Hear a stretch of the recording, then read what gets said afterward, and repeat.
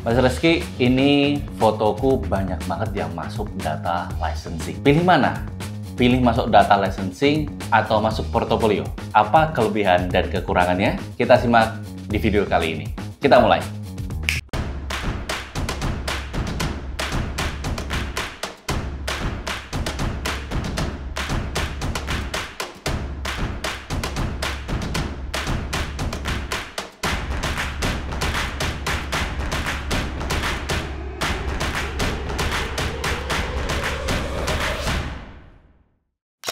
Balik lagi ke channel gue di Reski Pradata. Di channel ini kalian bisa mendapatkan banyak informasi seputar dunia microstock. Saat ini gue sudah memiliki pengalaman lebih dari 6 tahun lamanya di bidang microstock dan sudah memiliki portofolio total 100.000 foto dan puluhan ribu footage di puluhan situs microstock. Saat ini gue lagi membangun platform untuk belajar para microstocker, yaitu Microstocker.id. Jadi kalau kalian ingin belajar mengenai teknis, mindset, dan sebagainya, kalian tinggal masuk ke Microstocker.id, pakai kode diskon yang ada di deskripsi untuk dapetin diskon 20%. Oke, balik lagi ke pertanyaan di awal mengenai data licensing. Pilih mana nih, data licensing atau portofolio? Karena ternyata banyak banget yang masih galau ataupun banyak yang masih belum paham kenapa ya fotoku belum masuk ke portofolio gitu. Tapi ada tulisannya approve. Nah, gue akan jelasin satu-satu di video kali ini. Kita mulai dulu dari permasalahannya. Tadi permasalahannya gue udah jelaskan bahwa banyak yang bingung antara di-approve tapi nggak masuk portofolio ataupun di-approve sebagai data licensing doang. Ini mungkin buat teman-teman pemula adalah permasalahan yang agak jadi bingung, agak jadi permasalahan karena sebenarnya data licensing tuh di tahun-tahun gue dulu waktu memulai itu nggak ada. Jadi kalau ditolak ya ditolak, kalau diterima ya diterima. Jadi enaknya sih gitu ketika gue memulai. Akan tetapi lambat laun akhirnya ada data licensing yang kemungkinan besar itu diakibatkan karena banyak banget fotografer-fotografer pemula yang mencoba untuk di dunia microstock. Di bidang microstock akhirnya mereka sebenarnya tahu ini secara kualitas masih belum masuk, tapi oke lah kita jual aja di data licensing untuk makanan para AI. Nah, kita pahami dulu mengenai bahasa apa itu data licensing. Data licensing sendiri adalah foto-foto kita yang di-approve tapi tidak memenuhi standar secara kualitas dan konsep di Shutterstock, akhirnya dilarikan ke data licensing ya. Data licensing ini hanya untuk keperluan AI saja. Keperluan AI itu seperti apa, Mas? Misal untuk belajar AI, untuk generatif AI juga. Jadi hanya untuk kedua hal tersebut. Gue belum begitu paham apakah akan digunakan hal-hal yang lain, tapi sebenarnya Shutterstock itu menjual data-data foto dari kontributor-kontributornya untuk keperluan belajar AI juga. Jadi kalau kalian tanya mengenai apakah data licensing ini menguntungkan, jawabannya yes, menguntungkan. Akan tetapi dengan beberapa catatan. Yang pertama adalah data licensing ini kita tidak tahu foto mana dan apa berapa kali digunakan dalam satu foto. Itu yang satu. Terus yang kedua, kita juga tidak paham foto apa yang digunakan untuk keperluan AI tersebut. Ini kita nggak tahu fotonya, ininya berapa kali digunain. Bahkan kita juga nggak begitu paham sebenarnya berapa pendapatan setiap AI kita digunakan. Itu juga masih belum di public. Tapi gue cukup paham kenapa itu tidak di public alias dikasih tahu, karena memang mungkin terlalu rumit dan terlalu jelimet secara hitungan dan aturannya. Jadi kita sebagai kontributor cuma dapetin hasil berupa kontributor fund. Kontributor fund sendiri merupakan hasil dari foto-foto kita digunakan untuk keperluan AI, baik generatif atau menciptakan satu foto baru, ataupun juga foto kita dipakai untuk keperluan machine learning atau mesin buat belajar. Nah, itu aja data licensing. Fakta pahitnya sebenarnya data licensing ini adalah soft rejection. Kalau menurut gue itu maksudnya soft rejection. Kenapa soft rejection atau ditolak secara halus ya? Jadi Shutterstock kan sebenarnya udah punya banyak banget database. Tapi ada banyak kontributor yang masuk yang masih belum paham mengenai konsep fotografi yang bagus mungkin. Terus juga belum paham mengenai kualitas, meningkatin warna, grading, dan sebagainya. Tapi mereka udah ada namanya, udah ada deskripsi, udah ada keywordnya. Kalau mereka masukin ke portofolio, mereka mungkin sebenarnya sedikit paham bahwa foto-foto yang masih belum standar market ini atau konsepnya belum sesuai dengan kebutuhan market, mereka tahu ini nggak akan laku. Jadi ya daripada lu nggak laku di portofolio, mending gue masukin data licensing aja. Menurut gue Shutterstock juga tidak ingin market mereka dipenuhi dengan foto-foto yang cenderung konsepnya kurang menarik ataupun warnanya juga kurang menarik dan sebagainya. Kalau gue sih melihatnya seperti itu ya kalau untuk keperluan data licensing. Sehingga mau tidak mau teman-teman harus belajar, harus ningkatin skill, harus ningkatin kualitas fotonya untuk bisa masuk market. Apa bedanya kalau tadi kita ngomongin data licensing hanya untuk keperluan AI aja dan kalian tidak bisa mendapatkan pembelian secara langsung, cuman dapetin kontributor fund yang tidak tahu kapan ini cairnya, karena kontributor fund itu juga kadang cair, kadang nggak cair. Dalam artian kita nggak tahu nih waktu yang tepat untuk kontributor fund cair itu kapan, itu kita nggak dikasih tahu tanggalnya dan sebagainya gitu. Tiba-tiba masuk aja di rekening. Tapi kalau di market, teman-teman masih bisa dapetin penjualan secara satuan dari pembeli-pembeli.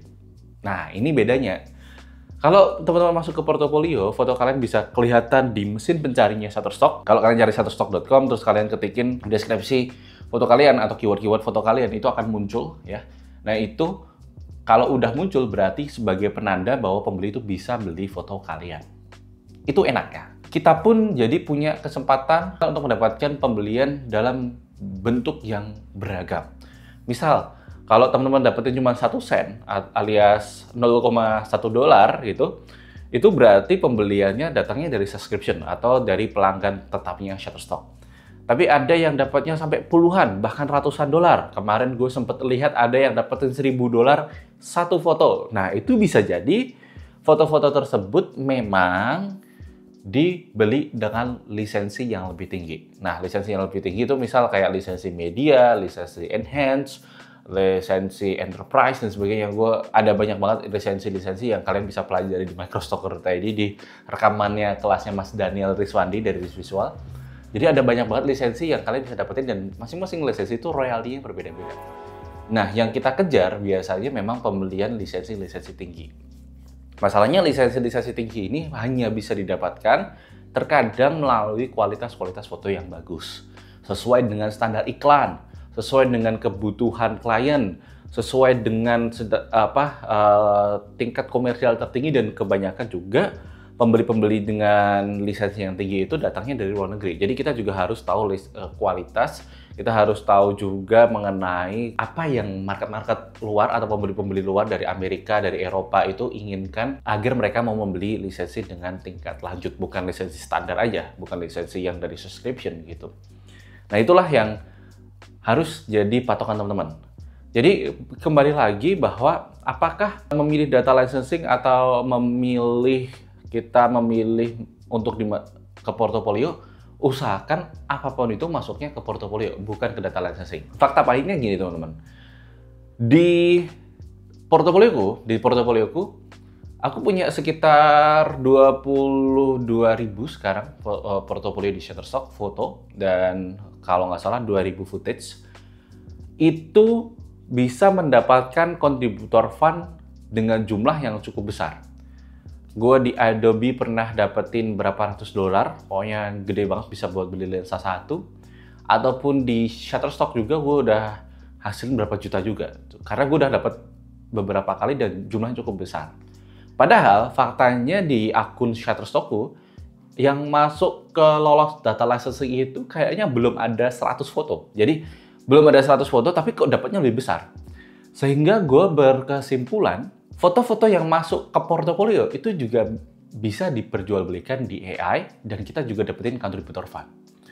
Jadi kan lebih enak ya kalau kita masuk portofolio. Dalam artian yang masuk portofolio itu bisa dapetin pembelian langsung dari pembeli dengan beragam lisensinya.